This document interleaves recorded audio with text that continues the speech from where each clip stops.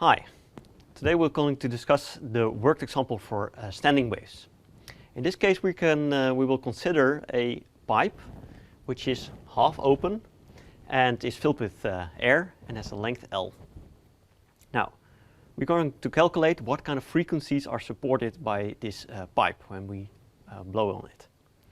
So first we have to see what wavelengths fit into this pipe.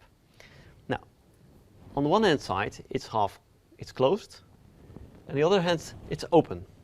That means that the fundamental mode has a node on the closed side and an antinode on the open side. So if we draw the first fundamental mode, we have to make sure that the displacement here is 0, and then the displacement becomes maximum at the open end. So this is one of the extremities of the oscillation, and this is the other one. So we see that this mode actually is the first one of a sinusoidal oscillation that fits. Now for the second one. Again, we have to fulfill the same boundary conditions, so it has to be closed on this side and open on that side. That means we can also fit this form in it. I have to draw very carefully. And also this form has a closed side on the one hand side and an open end on the other hand side. And also drawing it on the other side, we see that also this format matches this pipe. And now finally, I will draw another one that also has the same, fulfills the same boundary conditions, and that's actually that one that corresponds to an entire period plus a little bit. So I hope I draw it correctly. Now you can see it. So let's now derive what kind of wavelengths fit into this pipe.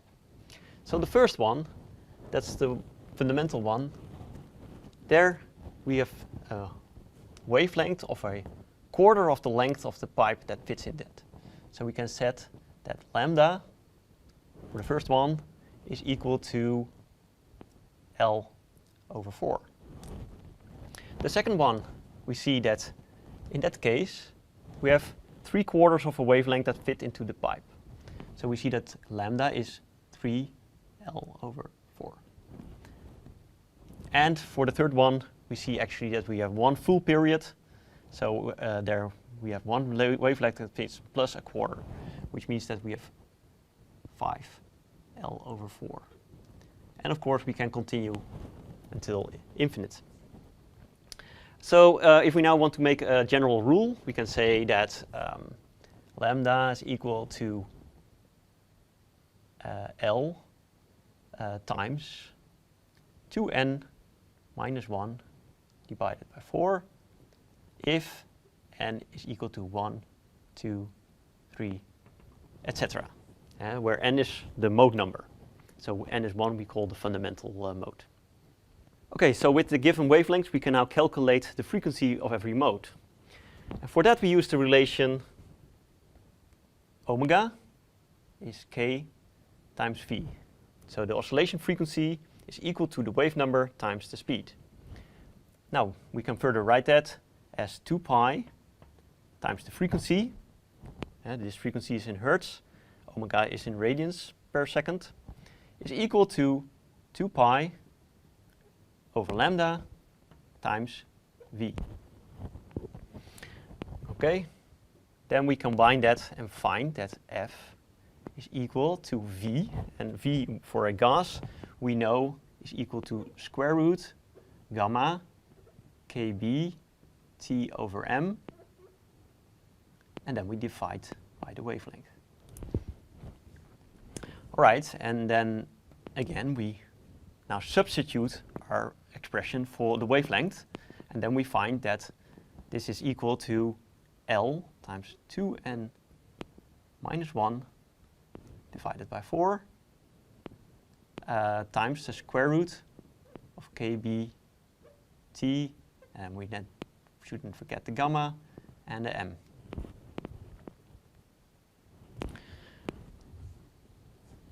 Is this now correct? always it's a good way to check it. Look at the dimensions. So on the left hand side we have something of a frequency. This is per second. On the right hand side we have something here where we have two factors. The first one here is 1 over L, so that is per meter. On the right hand side here we have something introduced that was the speed with a dimension of meters per second. So the meters cancel and we end up with per second. So this equation at least has the right dimensions. All right. Now we introduce a little bit of a different gas into the pipe. So first we have air. So this is the expression then for air, molecules of air, and also a gamma of air. We need to also introduce that there. But now we substitute air with helium. And we want to calculate what is the frequency change. So for that we look at the frequency change, delta F. And then we substitute the correct expressions again. So both frequencies have the same prefactor, so we can keep that out. L times 2n minus 1. And then, of course, we have something like, first we have the frequency of helium, so this is gamma helium kBT divided by m helium minus square root gamma air kBT divided by m air. Okay, now maybe we can also use our, let's say, experience a little bit. And what we know, of course, that when you inhale helium, the pitch goes up. And so can we see that here from the same kind of pipe behavior? So, of course, what we know is that m air, that is the mass of molecules in the air, is much larger than the m of helium. So in general, this term is smaller than this term, right? That means that this delta F is positive. So if we insert helium, we see that the frequency of our oscillations will increase. This is also what we expect. If you inhale helium, you get a higher pitched voice. All right. So now what if we would want to make the change in frequency, the change in pitch, equal to 0 by changing the length of the tube? How do we have to change our formula? Well, of course, we can see here that now here we have taken one length L, which now needs to be a variable for both the helium case and the air case. So let's write it down. In the more general case that the length of the helium and the air is also variable, we find that delta F is equal to 4 divided by 2n minus 1. And then, of course, for the term for helium, we have a different length. So there's a 1 over L helium times the square root gamma helium kBT divided by m helium minus 1 over L in air times the square root gamma air kBT divided by m air. Right?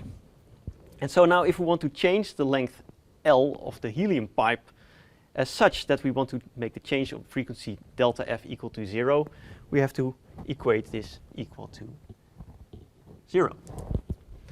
Obviously, in that case, any common factor will drop out. So this first preterm drops out, and we only have to equate the part which is in the brackets to be equal to 0. So let's do that. So we get 1 over L helium equal to gamma helium kBT divided by m helium is equal to 1 over L air times gamma air kBT divided by m air. Now we can solve this. we bring the L helium to the other side. So we'll get a fraction L helium divided by L air is equal. So we bring this one to that side, and then we bring all these factors to the other side. So we get everything inside the square root. Gamma helium kBt divided by m helium, and then we get the m air on the other side, and we get the gamma air kBt on that side. So there's gamma air kBt, and of course these drop out, as we could have known from the fact that these also are common factors in this factor. Okay, so now if we assume that the gamma of helium and the gamma of air are roughly equal, then of course the masses of helium and air will change the pitch. So on the numerator we have here m air, and here on the denominator we have m helium, and m helium of course is much smaller than that of m air. That means that this fraction is larger than unity, and also the square root of this fraction is then also larger than unity. That means that we in general have to extend the pipe of the helium-filled pipe compared to that of the air-filled pipe to have the same pitch when we replace air by helium. And that makes common sense.